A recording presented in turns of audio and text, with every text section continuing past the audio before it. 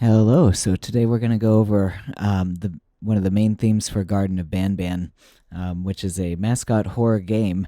Who knew that was so popular? But then they made the Five Nights at Freddy's movie. So this is another really popular one, and the main chase theme is incredibly stressful. So I got to thinking about, wow, what are the components of this that make this so incredibly stressful to do? Um, so yeah, we're just gonna go over this. This has three parts that make up the theme. We're gonna do the first three today. If a whole bunch of people watch this video, we'll do the third part. The third part's gonna be a little tricky because I'm not sure if it's synthesis or a sample. Maybe a combination of both. The first two parts are pretty straightforward and make sense to program. So the way I've got this set up is I've just got two Ds on an arpeggiator. So you can see my arpeggiator here. Um, you can use, whatever. Ableton arpeggiator works fine. Any arpeggiator works. I'm going to use Serum, but you could use pretty much anything. You can use Omnisphere. You can use Massive. Any synth, even probably analog would even work in Ableton. So here we are. The same principles are gonna hold through these sounds. So it doesn't matter how you make the sound. It's just how you, what software you make the sound with. What matters is how you put the sound together. So you can hear. That's all I've got right now. So what we're gonna do is turn on the filter, and we're gonna attach an envelope to the filter. So we've got a repeated note. And then it's just kind of a matter of finding the right spot for your cutoff and what the envelope does. What we need is a fast attack and a fast decay. Like that. I'm going to make it a little fuller. Okay, that's the beginning basis of the sound. What you need is a unison button somewhere in your software or even your hardware. You can do this on an OB6 or a grandmother to some extent. So we're going to detune a little bit, and it gives you that chorusing sound. The chorusing sound's really important. The other thing that's really important is there's this slapback reverb happening. So I can do it inside of Serum. Dimension is kind of works like a slapback reverb. If you make it. Okay, so it gives you that feeling. Let me see what else I can do. Just adjusting the decay until it feels right to me. Okay, now I'm doing this with a sawtooth. I don't know, I have the inkling that this was done with pulse shapes. So I'm going to take a pulse wave and see what that sounds like.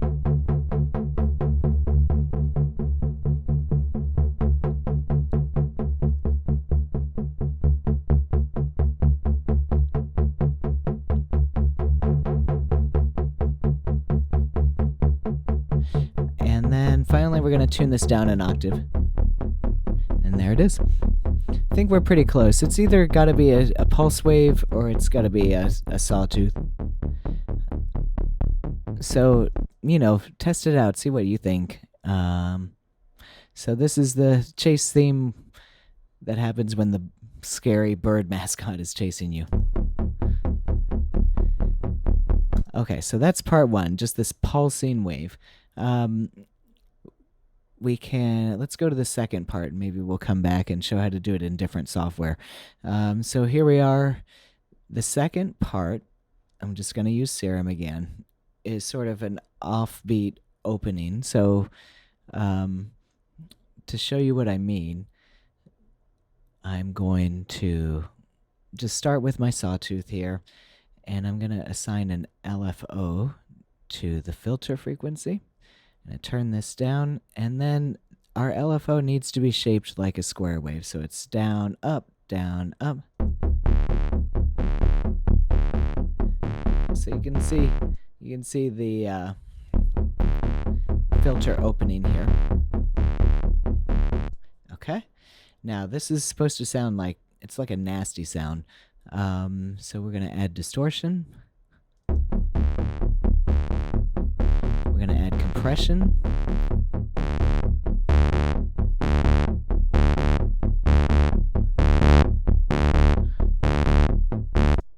And then we're going to go back in here and turn up the unison. It's crazy how the unison affects the sound so much. It's just, Serum's really great with their stereo field. Let's put it that way. And you can even see in the detune like how far apart the voices are being placed in the stereo field. And then one more thing, I want to EQ this, so I'm doing it inside of Serum, but you can do this sort of other ways. I like this way because you can automate some frequencies. So what I'm going to do is turn down the bass. And just find like the magic spot, right? Then I'm going to find a frequency. We're going to use a bell curve frequency here.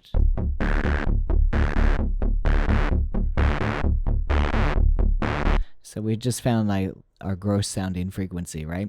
I'm going to take an envelope and I'm going to put it to the frequency. And same thing, this has to have like that fast attack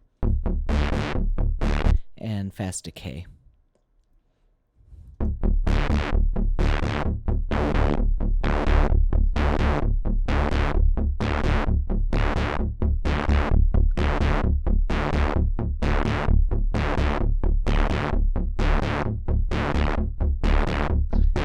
Okay, so you see each pulse of the note is kind of moving this bell curve.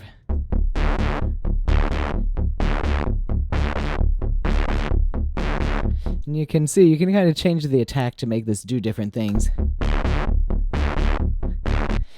And then the last thing is another slap back type of reverb, so I'm going to move this to the back.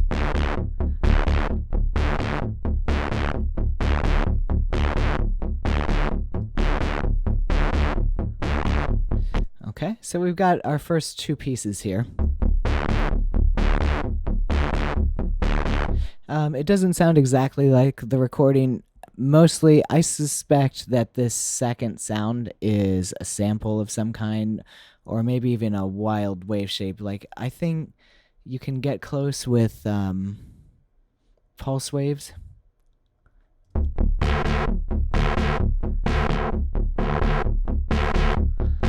But I experimented with a lot. I have some semantics like dubstep wavetables here.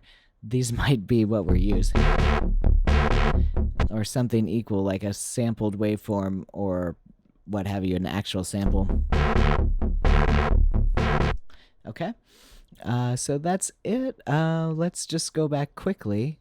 We'll take our first voice, and I'll show you how to do it in a different piece of software, just so you have an idea of how to approach this.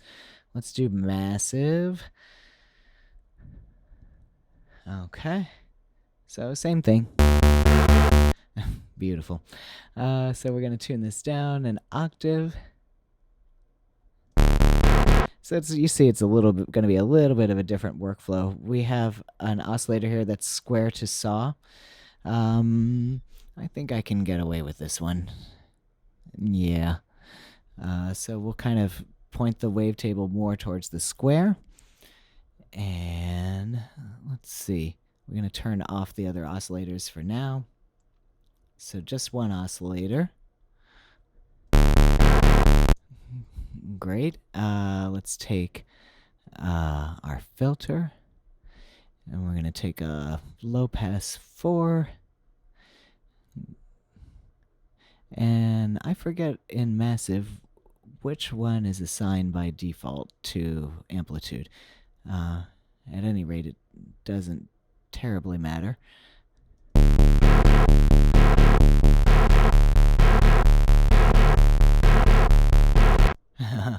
Okay, I'm getting there.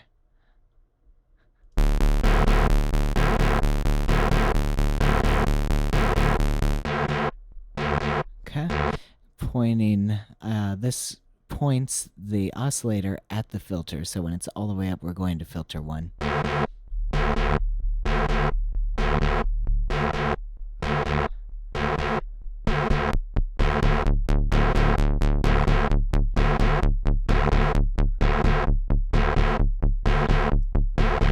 And you'll see that each synth works a little differently.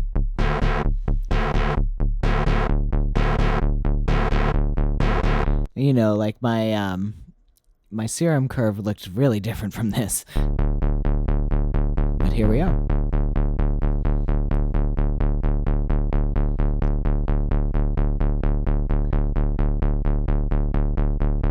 Okay, cool.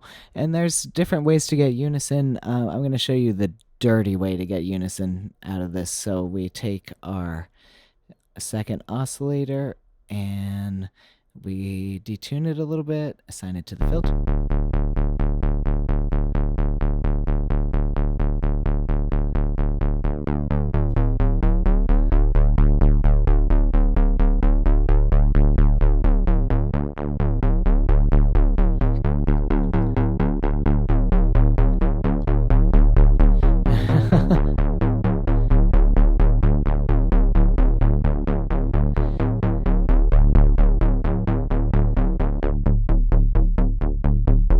There we go, getting there. Slapback reverb, dimension expander. There it is. Okay, so slapback reverb, we need that. What else can we do? I think we're pretty close. So you see, quick and dirty, 3 oscillators, you know, one in the middle, one a little bit lower, one a little bit higher. So minus 12 would be, you know, in unison pitch. So we've just gone a little bit to either side. And then the dimension expander. I find that massive, this is particularly good sounding. And then it's just, you know, adjusting the cutoff, little tweaks after that. Okay, but the same basic idea remains the same. We've got oscillators, we've got our filter getting sort of spiked by a short envelope, we've got a slapback reverb. And this kind of creates the impression of chorus, and it gives the impression of space. And hopefully you're super stressed out listening to this. There's also probably some external effects I could throw on here, like, you know, trashy distortions. It would work great. So I hope that helps. I hope you learned something.